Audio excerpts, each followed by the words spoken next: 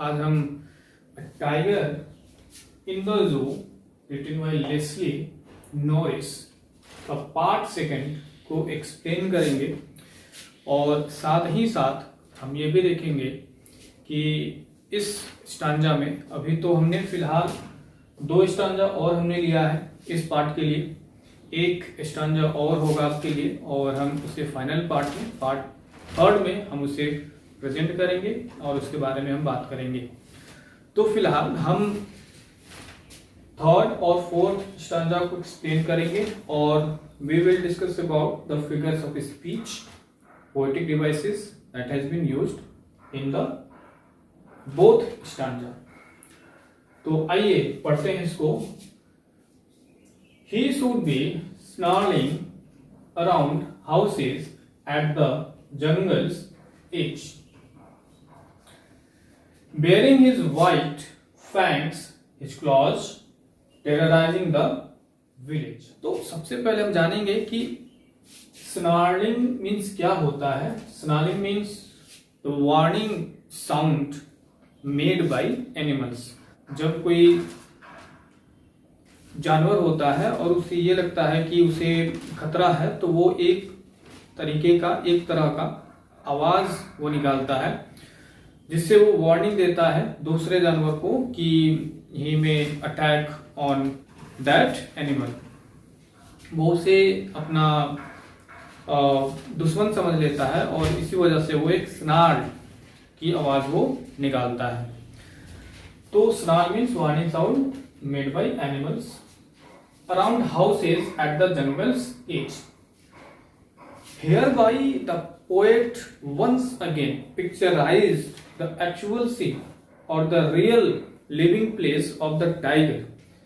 कि जो टाइगर है वो केज में ना हो करके उसे कहाँ होना चाहिए था, उसे एक ओपन एरिया में होना चाहिए था, उसे एक फील्ड में होना चाहिए और उसके साथ ही साथ वो गांव के दूर जहां पर गांव खत्म हो जाते हैं या फिर शहर जहां पे खत्म हो जाता है वहां पर वो उस तरीके की आवाज स्नार्लिंग साउंड निकाल करके वो उस जंगल के एज पे होता और वहां से अगर कोई इंसान या कोई जानवर वहां से जाते तो उसे डराता, उसे वार्न करता।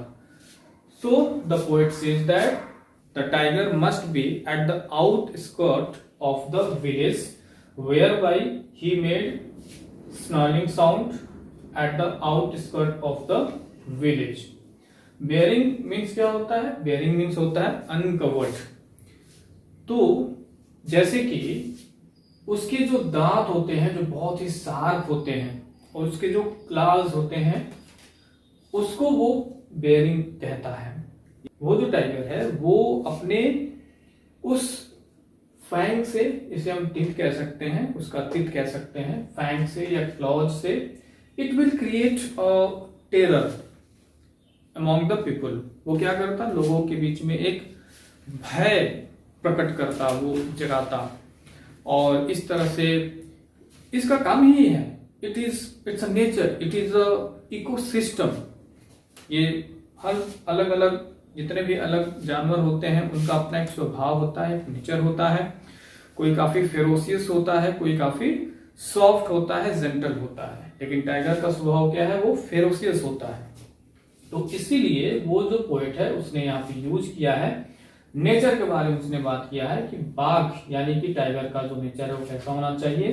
ही must be at the edge of outskirt of the village and he would, if he would be free then he would terrorise the people, it create terror among the people.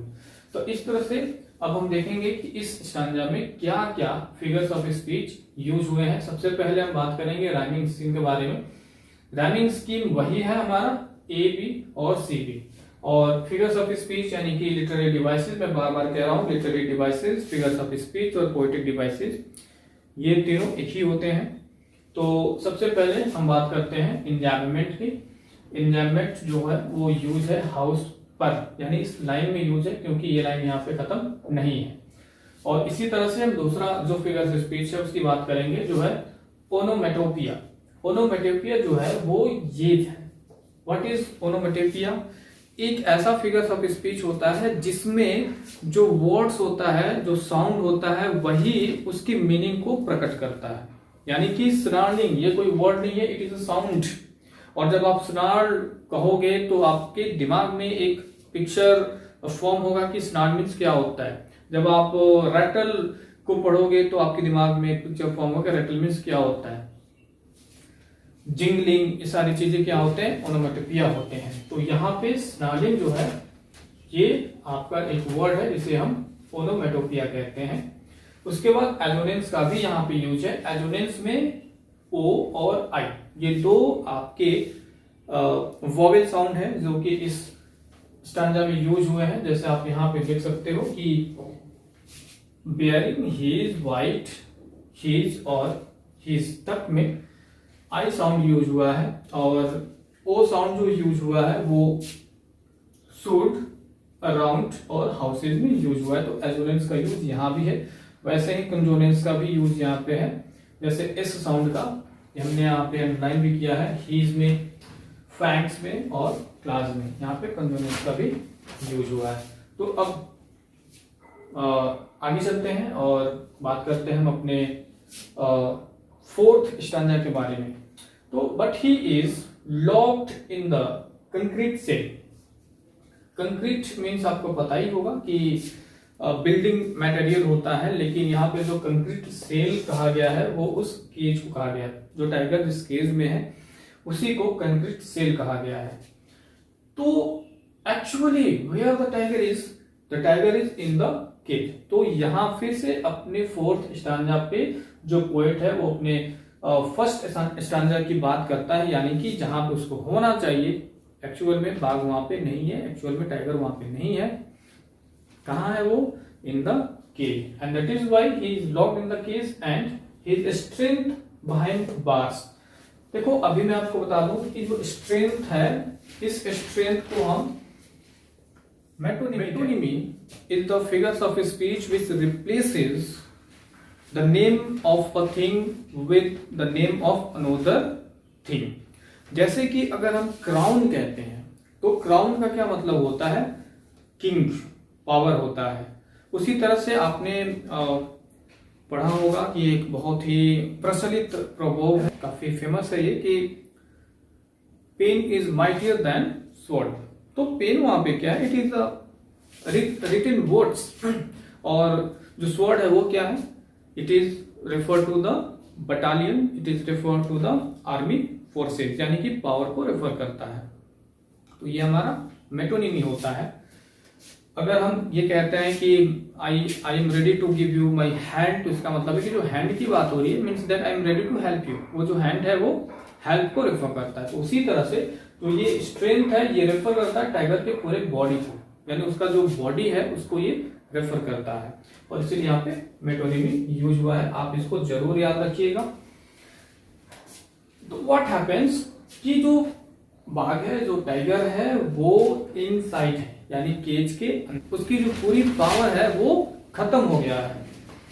Stocking the length of his cage, and that is why कि वो एक limited area में है और वो काफी week है।